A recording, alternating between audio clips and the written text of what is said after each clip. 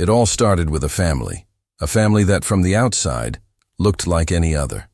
We had our routines, our inside jokes, and those little traditions that made us feel like we belonged to something bigger than ourselves. But beneath the surface, there was a tension that had been simmering for years, waiting for the right moment to boil over. And when it did, it changed everything. Let me take you back to the beginning, to the people who shaped this story. First, there was me. I've always been the kind of person who puts others first. Maybe it's because I grew up seeing my parents struggle, or maybe it's just how I'm wired. I worked hard, sometimes too hard, to make sure my family had what they needed. The house we lived in, I was the one paying the mortgage. The bills, I made sure they were covered. It wasn't easy, but I told myself it was worth it. After all, family is everything, right? Then there were my parents. My father, a man of few words but strong opinions, had always been the kind of person who believed in tough love. He wasn't one to show affection openly, but I knew he cared in his own way. My mother, on the other hand, was the glue that held us together. She was the one who smoothed over arguments, who made sure we all sat down for dinner together, even when things were tense. But as the years went by, I started to notice cracks in that foundation. My parents' relationship wasn't what it used to be, and it felt like they were taking out their frustrations on me. I won't lie. There were times when I felt like I was walking on eggshells around them. One wrong word, one misplaced comment, and the atmosphere in the house would shift. It was like living in a pressure cooker, and I was the one trying to keep the lid from blowing off. But no matter how hard I tried, it felt like nothing was ever enough. I'd come home after a long day at work, exhausted but determined to keep things running smoothly, only to be met with criticism or indifference. It was draining, but I told myself it was just a phase. Families go through rough patches, don't they? And then there were the others, my siblings, my extended family. They were part of the story too, though their roles were more like background characters in the drama that was unfolding. My younger brother, for example, was always caught in the middle. He didn't want to take sides, but his silence sometimes felt like a betrayal. My aunt, who lived nearby, would occasionally step in to mediate, but even her efforts seemed to fall flat. It was as if the tension in our household had a life of its own, growing stronger with each passing day. The breaking point came unexpectedly, as these things often do. It started with a simple argument, something trivial, like who forgot to pay a bill or why the groceries were running low, but it quickly escalated. Words were said that couldn't be taken back. Accusations flew like daggers, each one cutting, deeper than the last. And then, in a moment that still feels surreal, my father looked at me and said the words that would change everything. "If you're so unhappy here, then maybe you should leave." I remember staring at him, waiting for him to take it back, to say he didn't mean it. But he didn't, and neither did my mother, who stood silently by his side. It was as if they had been waiting for this moment, as if they had rehearsed it in their heads 1,000 times. I felt a mix of emotions, anger, disbelief, but most of all, betrayal. This was the house I was paying for, the home I had worked so hard to maintain. And now, they were telling me to leave? I won't go into the details of what happened next. Not yet. That's a story for another chapter. But what I will say is this. That moment was a turning point. It forced me to confront questions I had been avoiding for years. What did family really mean? Was it worth sacrificing my own happiness for? And most importantly, where did I go from here? Leaving home was never something I had planned for. It wasn't like I had a backup plan or a secret stash of savings tucked away for a rainy day. No, when I walked out that door, all I had was a suitcase, a few bags, and a head full of questions. Where was I supposed to go? What was I supposed to do? The reality of the situation hit me like a ton of bricks, and for the first few days, I felt like I was floating in a fog, unsure of which way was up. The first night was the hardest. I ended up staying at a friend's place, someone I hadn't seen in months, but who didn't hesitate to offer me their couch. I remember lying there, staring at the ceiling, replaying the argument in my head, over and over again. Was there something I could have done differently? Should I have fought harder to make them understand? The questions kept coming, but the answers didn't. All I knew was that I felt lost, like a ship adrift in the middle of the ocean with no land in sight. The days that followed were a blur. I went through the motions, going to work, running, errands, trying to keep up appearances, but inside, I was a mess. It's funny how life keeps moving even when your world feels like it's falling apart. People around me had no idea what I was going through, and I didn't have the energy to explain. How do you even begin to tell someone that your parents kicked you out of the house you were paying for? It sounded like the plot of a bad soap opera, not something that could happen in real life. But as the days turned into weeks, something inside me started to shift. The initial shock began to wear off, and in its place came a quiet determination. I realized that I had two choices. I could let this break me, or I could use it as a catalyst to rebuild my life on my own terms. And so, I started to take small steps, finding a temporary place to stay, sorting out my finances, and most importantly, giving myself permission to feel whatever I was feeling without judgment. It wasn't easy. There were moments when the weight of it all felt unbearable. I'd wake up in the middle of the night, my heart racing, wondering if I'd made the right decision. Other times I'd catch myself staring at my phone, hoping for a call or a text from my parents, anything to show that they cared. But the call never came, and each time I had to remind myself that I couldn't control their actions, only my own. During this time, I leaned heavily on the people who showed up for me, my friends, my co-workers, even strangers who offered a kind word or a listening ear. It's amazing how much strength you can find in the smallest acts of kindness. One friend in particular became my rock. She'd show up at my door with food, drag me out for walks, and remind me that I wasn't alone. "You're stronger than you think," she'd say. And even though I didn't always believe her, her words kept me going. But as much as I appreciated the support, there was a part of me that felt like I was living someone else's life. I missed the familiarity of home, even with all its flaws. I missed the sound of my parents' voices, the smell of my mom's cooking, the way the sunlight streamed through the windows in the morning. It's strange how you don't realize how much you take those things for granted until they're gone. And then there was the guilt. Oh, the guilt. It crept in when I least expected it, whispering doubts in my ear. Maybe I should have tried harder to fix things. Maybe I was being selfish for putting myself first.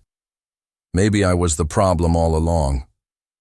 Those thoughts were like shadows, always lurking in the background, and no matter how hard I tried to shake them, they always found a way to resurface.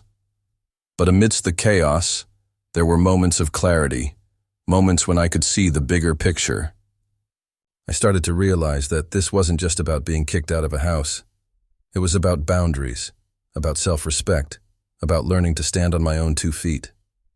For the first time in my life, I was truly independent, and while it was terrifying, it was also empowering.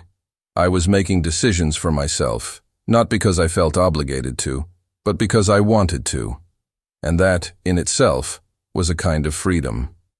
Of course, there were still days when I felt like I was barely holding it together.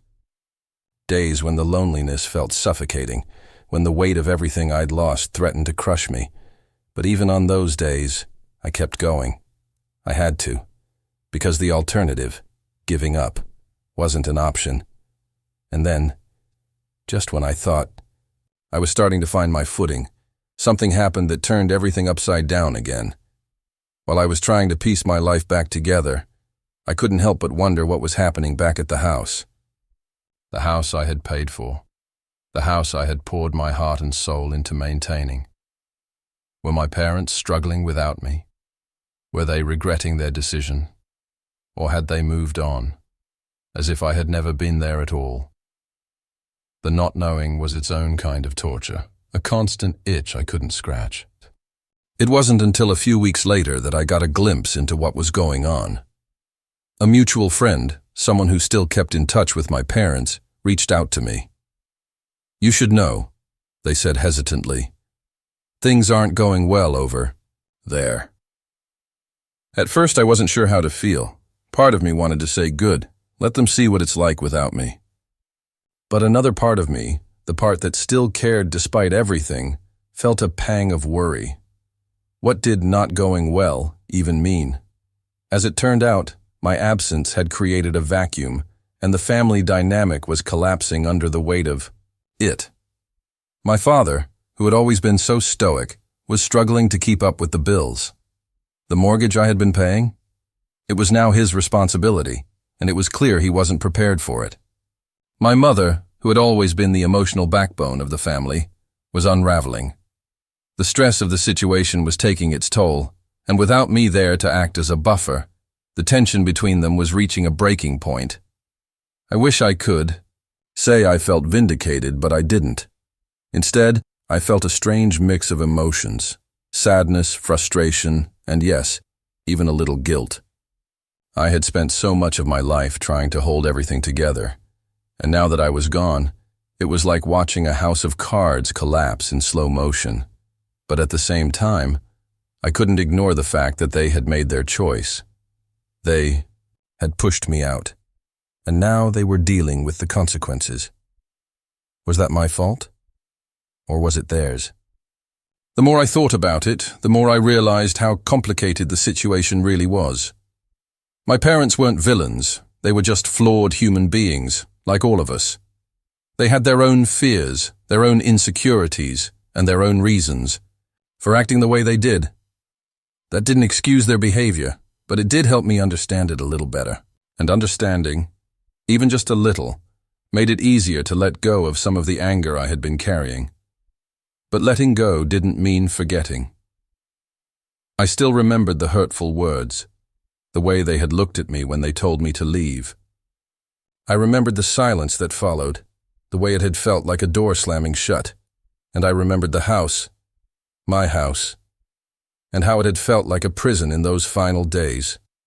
Those memories were a part of me now, woven into the fabric of who I was. I couldn't erase them, but I could choose what to do with them. During this time, I also started to hear from other family members. My brother, who had always tried to stay neutral, reached out to me for the first time. "I don't know what to do," he admitted. "Mom and Dad are fighting all the time, and it's like no one knows how to fix it." Hearing that was both validating and heartbreaking. Validating because it confirmed that I hadn't been imagining the tension, and heartbreaking because it showed just how much damage had been done. My aunt, who had always been a voice of reason in the family, also reached out. "I know things are complicated," she said, "but you should know that your parents are struggling. They miss you, even if they don't know how to say it." Her words hit me harder than I expected. Did they really miss me, or were they just missing the stability I had provided? It was hard to tell, and I wasn't sure I was ready to find out. As the weeks went by, I found myself caught in a strange limbo. Part of me wanted to reach out, to try to mend the broken pieces of our family. But another part of me was afraid. Afraid of being hurt again, afraid of reopening old wounds, afraid of stepping back into a role that had cost me so much. It was a tug of war between my head and my heart, and I didn't know which side would win. And then, just when I thought I had reached a decision, something happened that changed everything. Life has a way of throwing curveballs when you least expect it. Just when I thought I was starting to find some semblance of peace, something happened that shattered whatever fragile equilibrium I had managed to build. It started with a phone call, one of those calls that you know deep down is going to change everything. It was my brother. His voice was shaky, almost unrecognizable. "You need to come home," he said, and before I could even process what he was saying, he added, "It's Dad." He's in the hospital." The words hit me like a punch to the gut.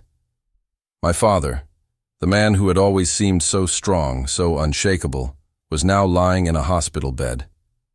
I didn't know the details yet, but the urgency in my brother's voice told me it was serious. My mind raced with questions. What had happened? Was he going to be okay? And why, after everything, did I feel this overwhelming need to be there? I wish I could say I hesitated, that I took my time to weigh my options. But the truth is, I didn't. I grabbed my keys, got in my car, and drove to the hospital as fast as I could. It wasn't until I was halfway there that I realized I hadn't even asked which hospital he was in. I had to pull over and call my brother back, my hands trembling so badly I could barely dial the number. When I finally arrived, the scene was surreal. The sterile smell of the hospital, the hushed voices, the way time seemed to slow down. It was like something out of a movie. My mother was sitting in the waiting room, her face pale and drawn. She looked up when I walked in, and for a moment our eyes met. There was so much unsaid between us, so much history, but in that moment, none of it mattered. All I could see was the fear in her eyes, and it broke my heart. My brother filled me in on what had happened. My father had collapsed at home. At first, they thought it was just exhaustion, but it turned out to be something more serious. A heart attack. The doctors were still running tests, but the prognosis wasn't clear. "They said we need to be prepared for anything," my brother said, his voice cracking. I didn't know how to feel. My relationship with my father had always been complicated. He was the kind of man who showed love through actions, not words, but his actions had often felt more like demands than expressions of affection. And yet, standing there in that hospital, all I could think about was the man who had taught me how to ride a bike, who had worked long hours to provide for us, who had always been there, even if he didn't always know how to show it. The hours that followed were a blur. We sat in that waiting room, each of us lost in our own thoughts, each of us grappling with our own fears. My mother barely spoke, but every now and then, she would glance at me, and I could see the regret in her eyes. I didn't know if it was regret for what had happened between us, or just regret for the situation we were in. But it was enough to make me wonder if things could ever be the same. And then, finally, the doctor came out. He looked tired, but his expression was calm. "Your father is stable," he said, and the relief in the room was palpable. But his next words brought us back to reality. "He's going to need a lot of care and support in the coming weeks." This was a wake-up call, and it's important that we take it seriously. As the doctor walked away, I felt a wave of emotions crash over me. Relief, yes, but also fear, guilt, and a deep, aching sadness. My father had always been the rock of our family, the one who held everything together. But now it was clear that he was just as vulnerable as the rest of us. And if he could fall apart, what did that mean for the rest of us? It was in that moment that I realized something. This wasn't just about my father's health. It was about our family, about the choices we had made, and the ones we still had to make.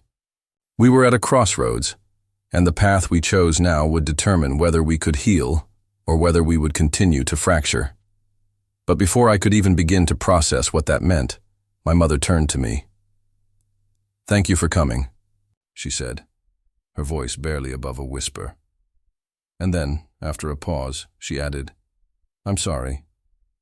Those two words, so simple yet so loaded, opened a floodgate of emotions. I didn't know how to respond. Was she sorry for kicking me out? For the years of tension and misunderstanding? Or just for the pain we were all feeling now? I didn't know, and maybe she didn't either.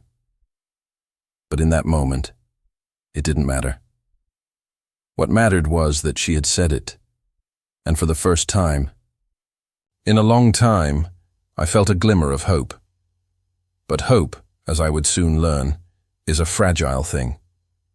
And just when I thought we were starting to find our way back to each other, Something happened that would test us in ways we never could have imagined. Life, as I've come to learn, rarely follows a straight path. Just when you think you've figured things out, it throws you a curveball, or in my case, several curveballs. The days following my father's hospitalization were a whirlwind of emotions, decisions, and revelations, each one more unexpected than the last. The first twist came in the form of a conversation with my mother. After her apology in the hospital waiting room, I wasn't sure what to expect. Would we go back to pretending everything was fine? Or would we finally address the elephant in the room? As it turned out, it was a little of both.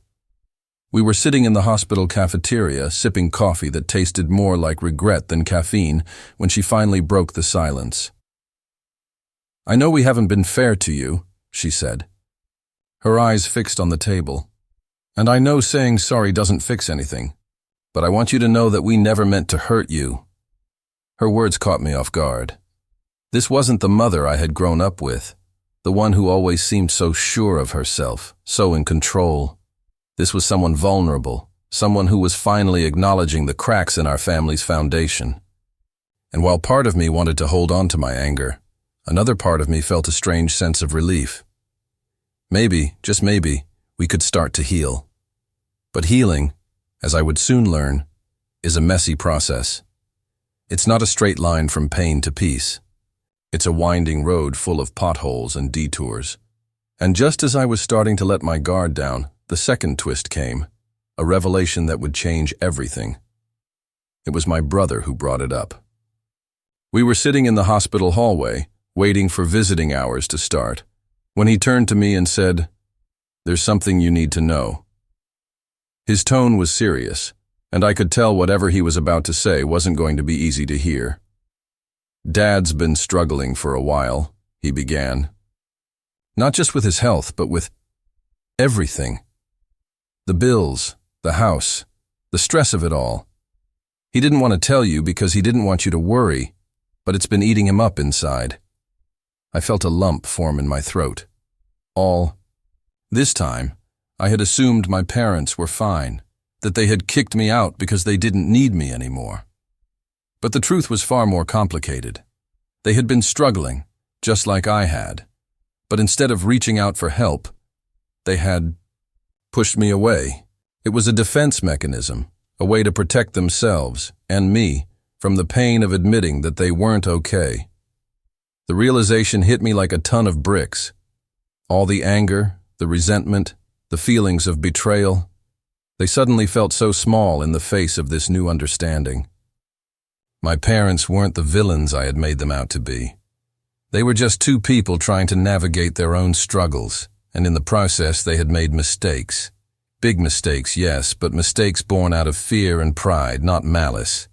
And then came the third twist, one that I never saw coming. As I was leaving the hospital one evening, I ran into an old family friend.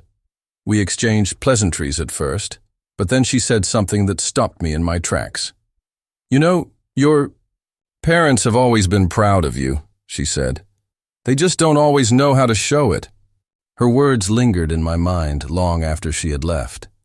Proud of me? It was hard to believe, especially after everything that had happened. But the more I thought about it, the more it made sense. My parents had always pushed me to be independent, to work hard, to stand on my own 2 feet. Maybe, in their own flawed way, they had been trying to prepare me for moments like this, moments when I would have to rely on myself because they couldn't be there for me. It was a lot to process, and I wasn't sure how to feel. Part of me wanted to forgive them, to let go of the past and move forward. But another part of me was still hurt, still angry, still unsure if I could trust them again. It was a tug of war between my head and my heart, and I didn't know which side would win. And then, just when I thought I'd reached a decision, something happened that would force me to confront everything head-on.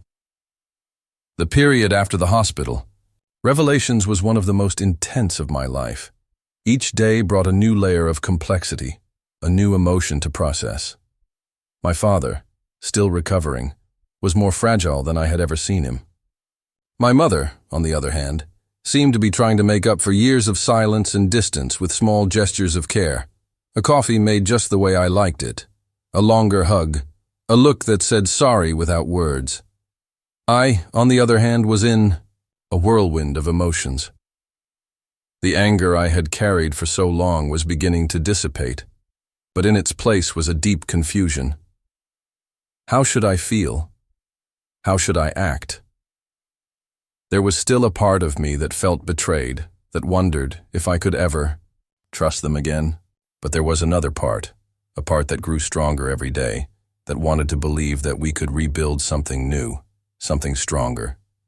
It was during one of those nights, sitting by my father's bedside, that everything changed. He was awake, a rarity these days, and he looked at me with an intensity I hadn't seen in years. "I know I was wrong," he said, his voice hoarse and tired, but filled with a sincerity that took me by surprise. "I should never have put you in that position. You've always done what's best for us, and I didn't know how to recognize that." That was the first time I'd heard my father admit he was wrong. It wasn't something he did often. In fact, it was something I hadn't even known he was capable of doing. And in that moment, something inside me snapped. Not in a bad way, but in a way that allowed me to finally begin to let go of the weight I'd been carrying. My mother, who was on the other side of the bed, held my father's hand and looked at me. "We love you," she said, and tears began to stream down her face. "And we're proud of you. We just didn't know how to show it." I didn't know what to say. Their words echoed in my mind, mixing with all the memories, good and bad, that I had of our family. I knew it didn't erase the past, that it didn't change everything that had happened. But it was a start. A start that I hadn't known I needed, but now couldn't imagine living without. In the days that followed, we began to rebuild. Slowly, carefully, as if we were putting together a puzzle whose pieces had been missing for years. We talked about things we'd never discussed, about expectations, about fears, about regrets. And for the first time, I felt like we were seeing each other not as father, mother, and son, but as three people who had made mistakes, but were willing to try to make things right. The house that I had helped pay for and had been kicked out of, became a symbol of something bigger. It was no longer just a physical place. It was a reminder of everything we'd been through and everything we could still be. And somehow, that made me feel more connected to her than ever before. But, like everything in life, the resolution wasn't perfect. There were still hard days, moments when mistrust or hurt tried to creep back in. There were still unanswered questions, wounds that needed time to heal. But what changed was the way we approached those challenges. Together, as a family, imperfect, but willing to try. And then, almost without realizing it, I found myself looking back and realizing how much I had grown, how much we had grown. The journey hadn't been easy, and I knew there was still a lot of work to be done. But for the first time in a long time, I felt hopeful. Hopeful that no matter what happened, we could get through it together.